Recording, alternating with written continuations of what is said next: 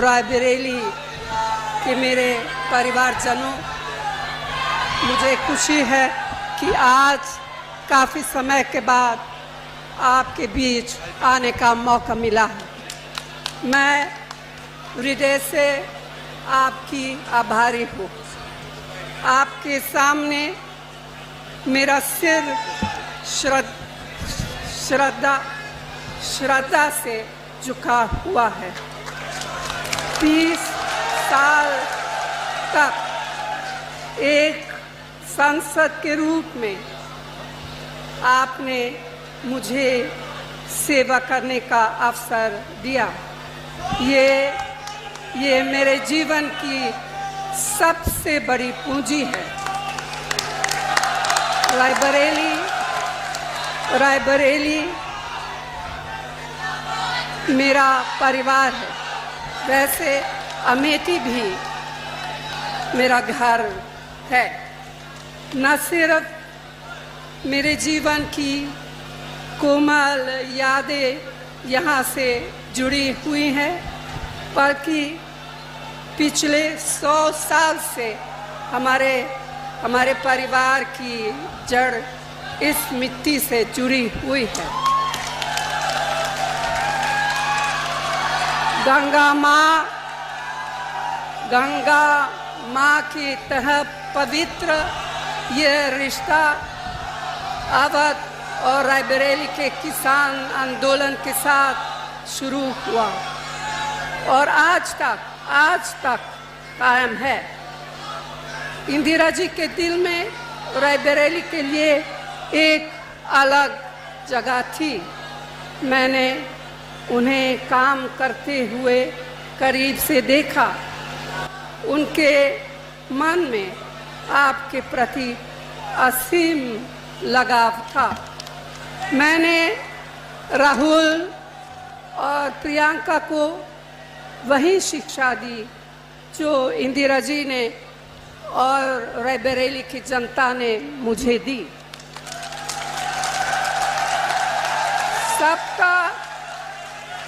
सबका आदर करो, कमजोर की रक्षा करो, अन्याय के खिलाफ जनता के अधिकार के लिए जिससे भी लड़ना पड़े लड़ जाओ।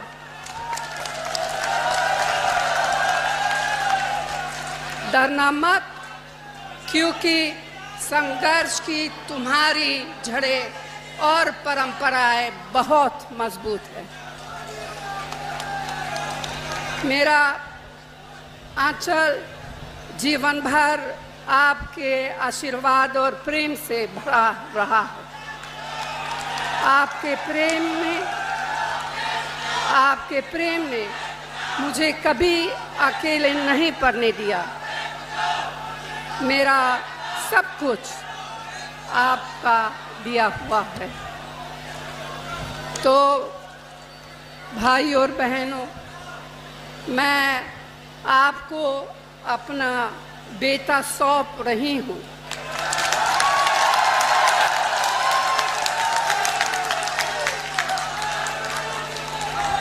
अपना बेटा सौंप रही हूँ।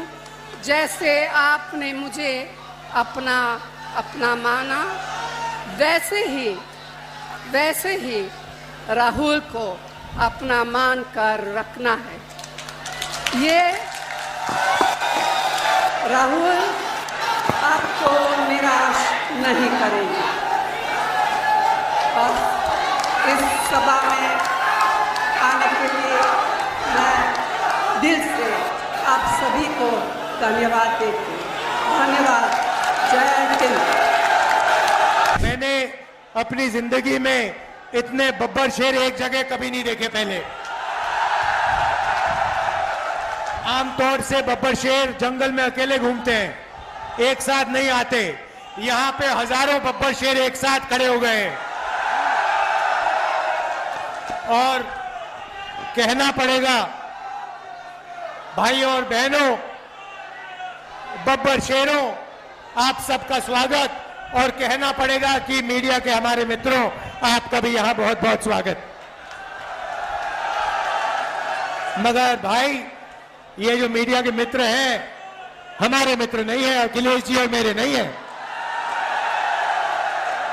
ये नरेंद्र मोदी जी के और अदानी के मित्र हैं, अंबानी के मित्र हैं। आपने देखा होगा, अगर आप किसी भी व्यक्ति से पूछो कि हिंदुस्तान में क्या मुद्दे हैं, वो आपको बोलेगा बेरोजगारी, महंगाई, भागीदारी।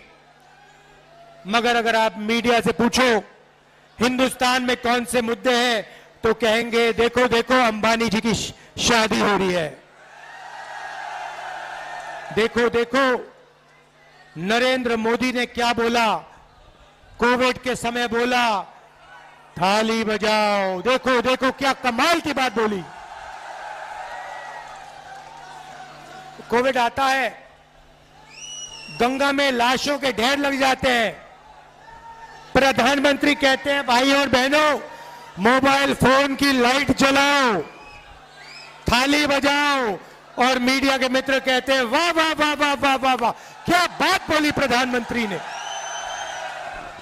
क्या बात बोली। मगर अब काफी मजा आ रहा है, क्योंकि जो भी मैं चाहता हूं मैं प्रधानमंत्री के मुंह से बुलवा सकता हूं। मैंने कहा नरेंद्र मोदी जी, आप अदानी अंबानी का नाम कभी नहीं लेते हो, 2 दिन बाद नरेंद्र मोदी जी कहते हैं अदानी अंबानी।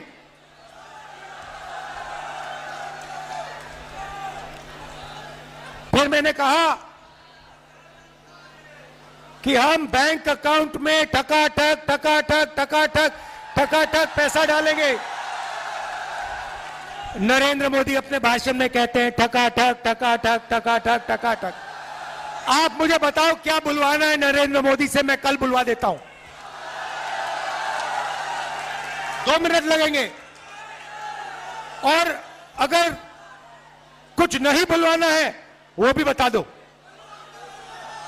नरेंद्र मोदी हार एक्सेप्ट कर गए हैं। जैसे जैसे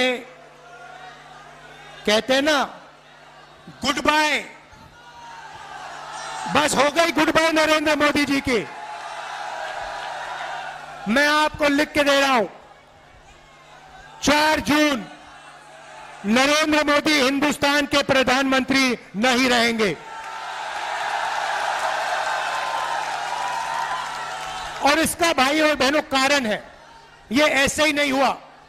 नरेंद्र मोदी जी ने हिंदुस्तान के गरीब लोगों का अपमान किया है। 22 लोगों का 16 लाख करोड़ रुपया उन्होंने कर्जा माफ किया। भाई और बहनों, 24 साल का मनरेगा का पैसा नरेंद्र मोदी ने 22 लोगों को दिया। यूपीए की सरकार थी, हमने हिंदुस्तान के सब किसानों का कर्जा माफ किया था। अगर आप उतना ही पैसा 24 बार किसानों का कर्जा माफ करो, उतना पैसा नरेंद्र मोदी ने 22 लोगों को दिया। किसानों का अपमान किया, काले कानून लाए,